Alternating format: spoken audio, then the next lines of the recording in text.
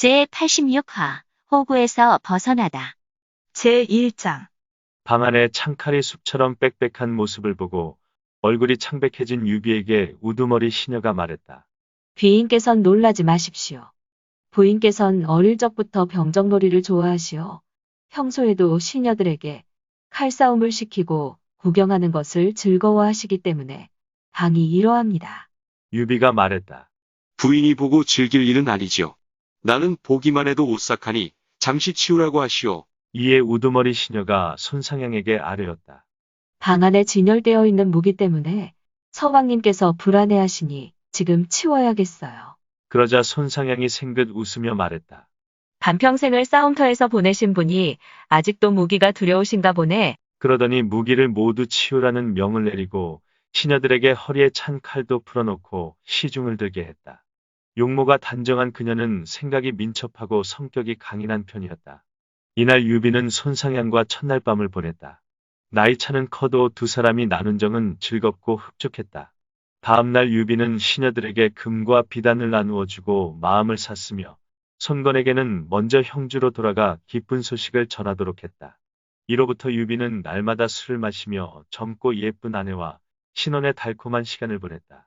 장모 오국태의 사위 사랑도 더할 수 없이 극진했다. 이를 본 손건은 시상군에서 요양 중인 주유에게 사람을 보내 하는 속마음을 이렇게 전했다. 모친께서 강력히 주장하시어 이미 누이 동생을 유비에게 시집 보내고 말았소이다. 장난삼아 한 일이 진짜가 되고 말았으니 이를 어이하면 좋겠어. 이 말을 들은 주유도 크게 놀랐다. 안절부절 못하다가 마침내 한 가지 묘책을 생각해냈다. 이에 밀서를 한 통 써서 손건이 보낸 사람에게 주어 돌려보냈다. 손건이 받아 열어보니 그 내용은 다음과 같았다. 제가 꾀한 일이 이렇게 뒤집힐 줄은 상상도 못하였습니다. 기왕 장난삼아 한 일이 진짜로 되어버린 이상 그 점을 감안하여 계책을 써야 하겠습니다. 유비는 사납고 야심에 찬 후걸로 관우장비 조은 같은 장수들을 거느리고 있는 데다가 제갈량까지 가세하여 계책을 쓰고 있으니 반드시 남의 밑에 오래 있을 자가 아닙니다. 제 생각으로는 동우 땅에 연금시켜 놓는 것보다 더 좋은 수는 없을 것 같습니다. 성대의 궁궐을 지어 그의 뜻을 잃게 하고 미녀들과 좋아하는 물건들을 많이 보내 그의 눈과 귀를 즐겁게 하여 주십시오. 그러면 관우 장비와의 정남이도 떨어지고 제갈량과의 사이도 멀어지게 될 것입니다. 이런 상황을 만든 뒤에 군사를 이끌고 가서 치면 큰일을 결정지을 수 있을 것입니다. 만일 지금 놓아주었다가는 이무기가 구름과 비를 얻어 끝내 못 속에 잠겨 있지만은 않을 것입니다. 원컨대 주공께서는 이 점을 깊이 생각하소서. 다 읽고 난 손구원은 판단이 서지 않는지 책사장수에게 주위의 서찰을 내밀었다. 서찰을 읽어본 장수가 말했다. 제 생각도 공군의 계책과 일치합니다. 유비는 보잘것없는 집안에서 자랐고 그동안 천하를 뛰어다니느라 아직 부귀를 제대로 누려본 적이 없을 것입니다. 그런즉 이제 화려하고 큰 집에서 미녀들과 비단 옷에 쌓여 살게 해준다면 공명이나 관우 장비 등과도 자연 멀어지게 될 것입니다. 그들을 서로 원망하게 만든 뒤에 형주를 도모할 수 있을 것입니다. 주공께선 공군의 계책을 속히 행하시죠. 손건이 크게 기뻐했다. 이에 당일로 유비와 누이 동생이 살 동쪽 저택을 수리하고 꽃과 나무를 많이 심으며 살림살이를 성대히 장만하도록 했다. 또 노래하고 춤추는 여학 수십 명과 금은 보화 및 비단옷과 좋아하는 물건들을 보내주었다. 이를 보고 오국태는 손건이 제 누이 동생을 생각해서 그러는 줄 알고 기뻐 어쩔 줄 몰라 했다. 과연 유비는 주유나 장소가 예상했던 것처럼 음악과 여색에 빠져 형주로 돌아갈 생각을 아예 하지 않게 되었다. 제2장 한편 조은은 유비가 있는 동쪽 저택 앞에서 500 군사들과 함께 머물고 있었지만 하루 종일 할 일이 없어 성 밖에 나가 활을 쏘거나 말을 달리는 것이 고작이었다. 그럭저럭 연말이 다가오자 그는 문득 제갈량이 비단 주머니 3개를 주면서 당부하던 말이 생각났다. 아, 그렇구나. 내가 남서성에 도착하거든 첫 번째 비단 주머니를 열어보고 연말이 되거든 두 번째 비단 주머니를 열어보고 위급한 처지가 되어 달아날 길이 없게 되거든 세 번째 비단 주머니를 열어보라고 하였다. 안에는 신출귀몰한 계책이 들어있으니 주공을 보호하여 집으로 돌아올 수 있을 거라고 하지 않았는가. 이미 한 해가 다 저물어가는데도 주공께선 여색을 탐하시느라 얼굴마저 뵐 수가 없다. 내 어찌 두 번째 비단 주머니를 열어보고 계책을 실행에 옮기지 않으랴.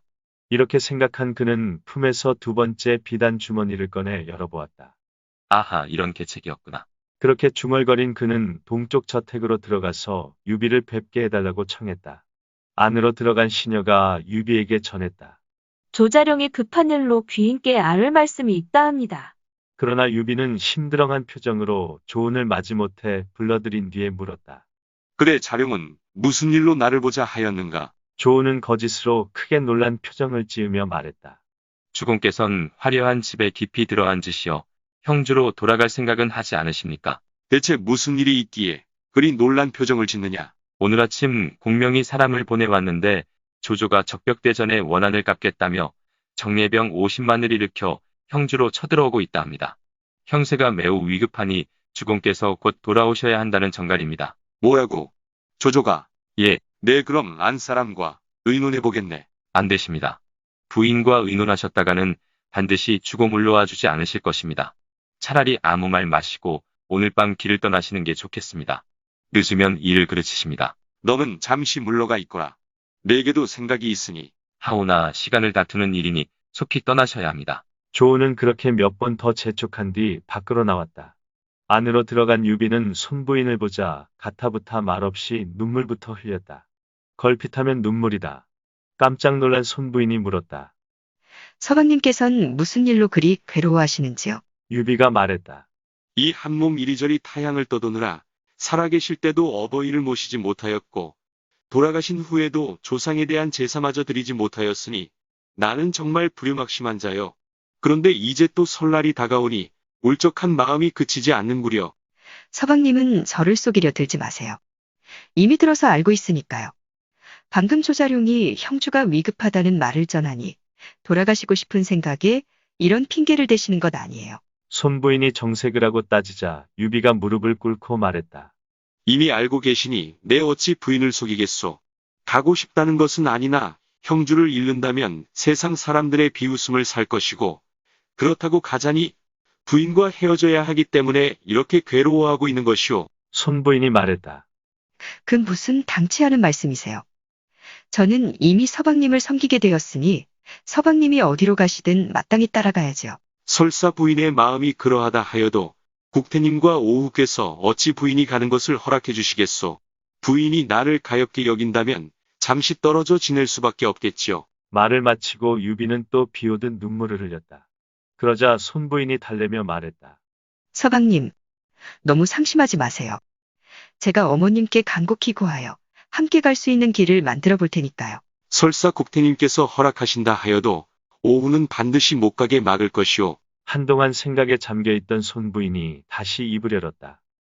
제가 서방님과 설날 세배를 올리는 자리에서 강변에 나가 망제를 드린다는 핑계를 대고 떠나는 방법은 어떠하겠는지요? 망제란 고향을 멀리 떠나온 사람이 고향 쪽을 바라보며 올리는 제사를 뜻한다. 유비는 다시 한번 손부인 앞에 무릎을 꿇고 살해했다. 그리만 해주신다면 죽어도 이 은혜는 잊지 못할 것이오. 그러나 말이 새어나가선 안 되겠지요. 예, 서방님. 두 사람의 뜻은 정해졌다. 이에 유비는 조은을 불러 은밀히 분부했다. 설날 내가 먼저 군사를 이끌고 성밖 큰 길까지 나가 기다리고 있거라. 내 조상께 제사를 드린다는 핑계를 대고 안 사람과 함께 나갈 터이니. 예, 그리하겠습니다. 명을 받은 조은은 기쁜 마음으로 물러갔다. 제3장 건한 15년 정월 초하루날 손권은 문무백관들을 모두 당상에 불러놓고 신년 할애식을 가졌다. 유비는 손부인과 함께 오국태 앞에 나아가 세배를 드렸다. 그 자리에서 손부인이 오국태에게 말했다. 지아비가 부모님과 조상들의 묘가 탁군에 있어 제사 드리지 못하는 것을 밤낮 슬퍼하고 있어요. 그래 오늘 강가에 나가 망제를 지내고 싶어 하기에 어머님께 말씀드리는 거예요. 오국태가 말했다. 그건 효도인데 어찌 따르지 않겠느냐.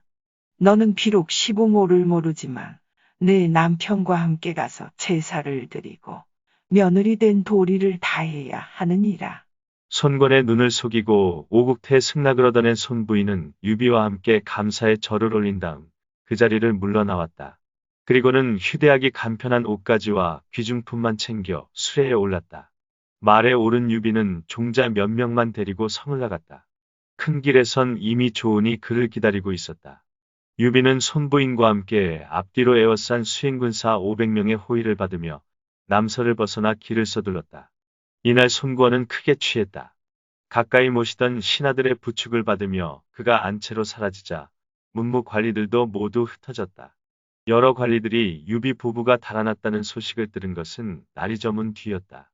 이에 보고하려 했으나 골아떨어진 손구원이 깨어나지를 못했다. 그가 잠에서 깨어난 것은 오경이 넘어서였다. 아침이 되어 유비가 달아났다는 보고를 받은 손권은 문무관원들을 급히 불러 대책을 논의했다. 책사장소가 말했다. 오늘 그 사람을 놓치면 조만간 후환이 있을 것입니다. 어서 쫓아가서 잡아야 합니다. 손권은 진무와 반장에게 가려 뽑은 정예병 500을 내주며 영을 내렸다. 그대들은 밤낮으로 뒤쫓아 유비를 사로잡아오라. 예, 그리하겠습니다. 두 장수는 명을 받고 물러갔다. 손권은 아무리 생각해도 유비에게 당한 것이 분해 견딜 수가 없었다.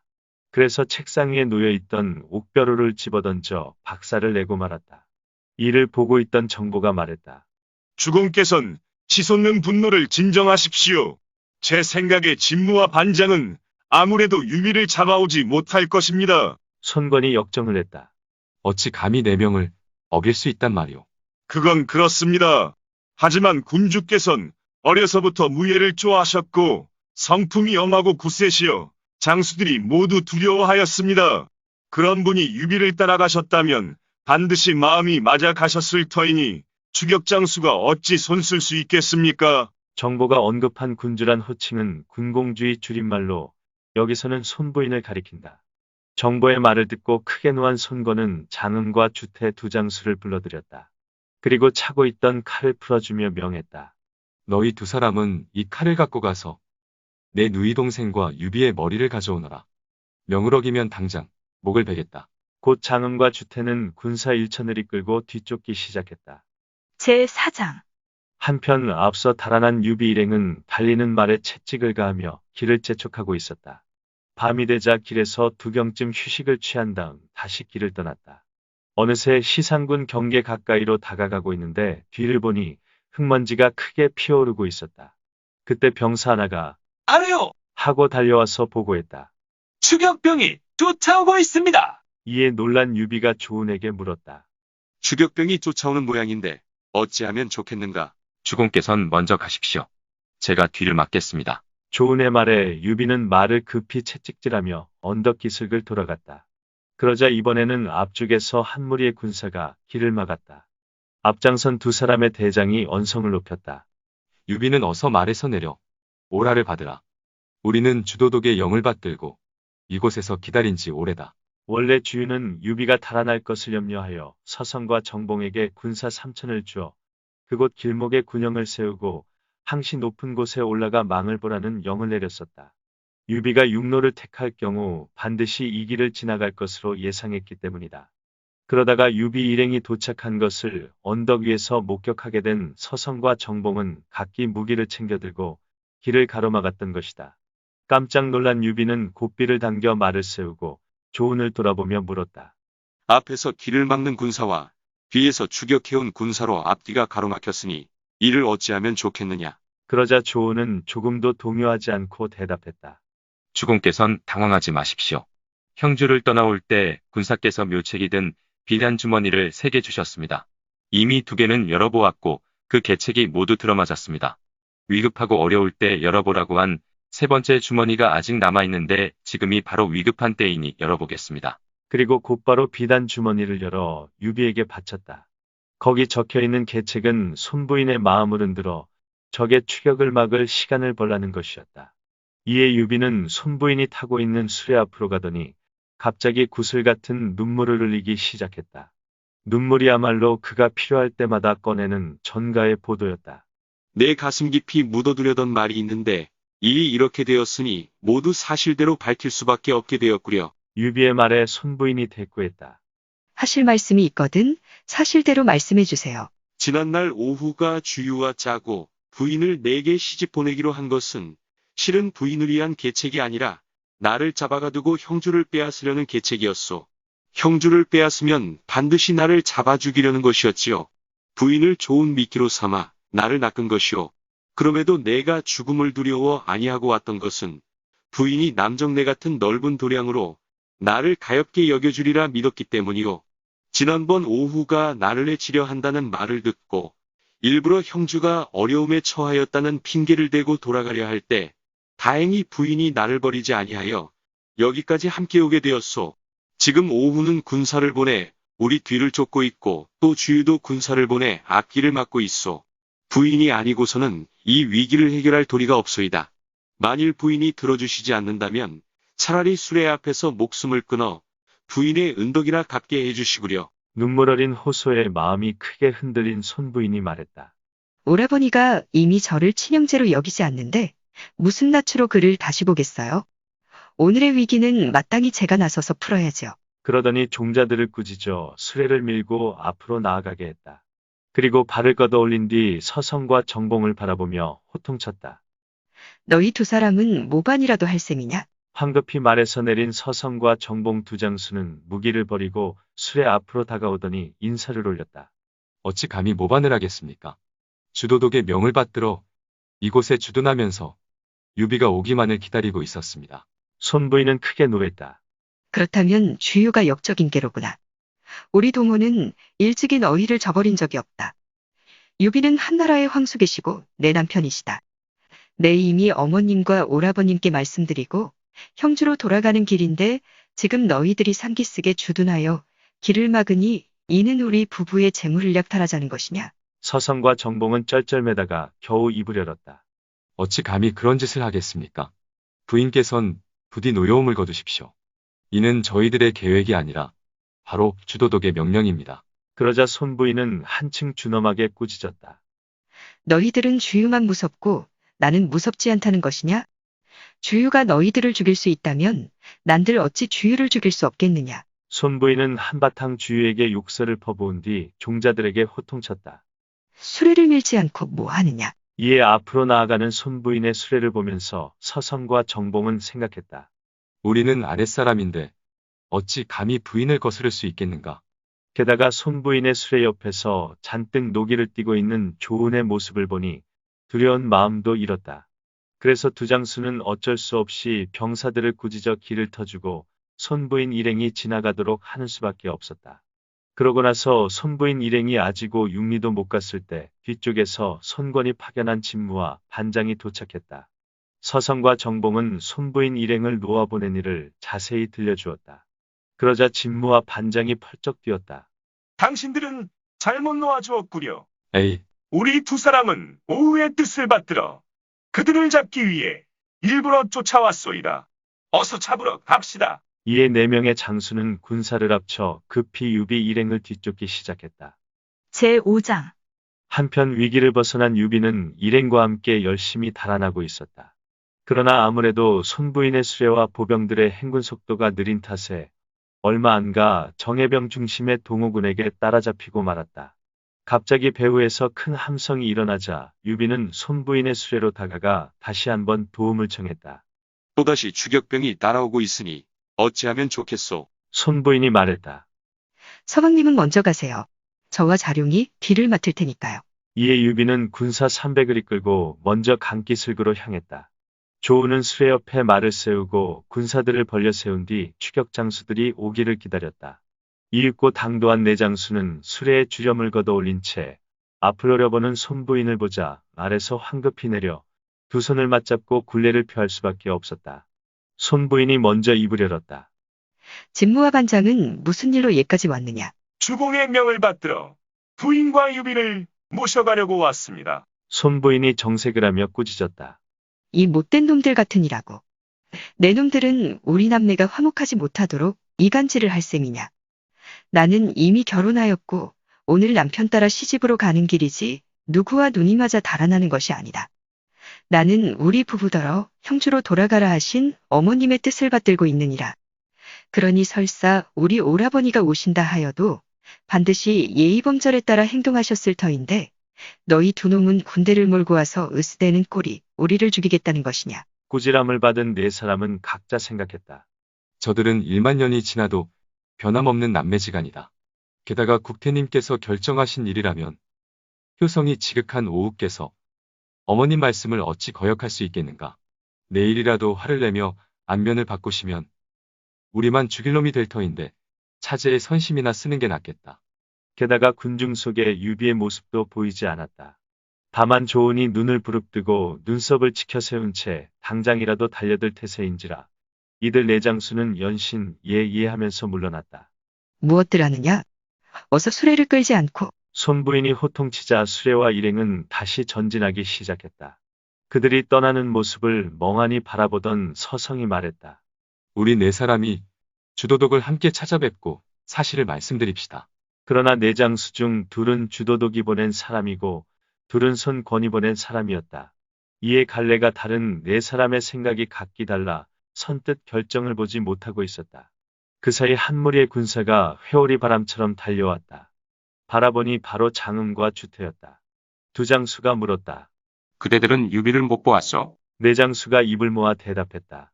아침에 지나갔는데 이미 반나절이 되었소이다. 장음이 안색을 바꾸며 물었다. 그런데 왜 잡지 않았소? 네 사람은 번갈아가며 손부인이 한 말을 전하자 장음이 역정을 내며 말했다. 일이 이렇게 될까봐 오후께서 내려주신 칼이 여기 있소이다. 먼저 누이 동생을 죽이고 그 다음 유비를 죽이라면서 명령을 어기는 자는 즉시 목을 베겠다고 하셨소. 내 장수가 우물쭈물하다가 말했다. 이미 멀리 갔을 터인데 어찌해야 하는지. 장음이 단호하게 말했다. 보병이 섞여 있어 그들은 멀리 가지 못하였을 것이요. 그런즉 서성 정봉 두 장수는 도독게 달려가 급히 아래고 빠른 배로 강을 따라 추격토록 하시오. 우리 네 사람은 강기슭을 따라 추격하겠소. 수로든 육로든 그들을 따라잡으면 즉시 죽이시오. 절대 그들의 말을 듣고 사정을 두지 마시오. 이에 서성과 정보는 보고를 하기 위해 주유에게로 달려갔고 장음 주태 진무 반장은 군사를 이끌고 강기슭을 따라 손부인 일행을 뒤쫓기 시작했다. 제6장 한편 유비 일행은 시상군에서 비교적 멀리 벗어난 유랑포에 다다르자 일단 안도에 숨을 돌렸다. 강가를 따라 나룻배를 찾았다. 그러나 아무리 둘러봐도 강물만 넘실거릴 뿐 배 한 척 보이지 않았다. 이를 어찌한단 말이냐?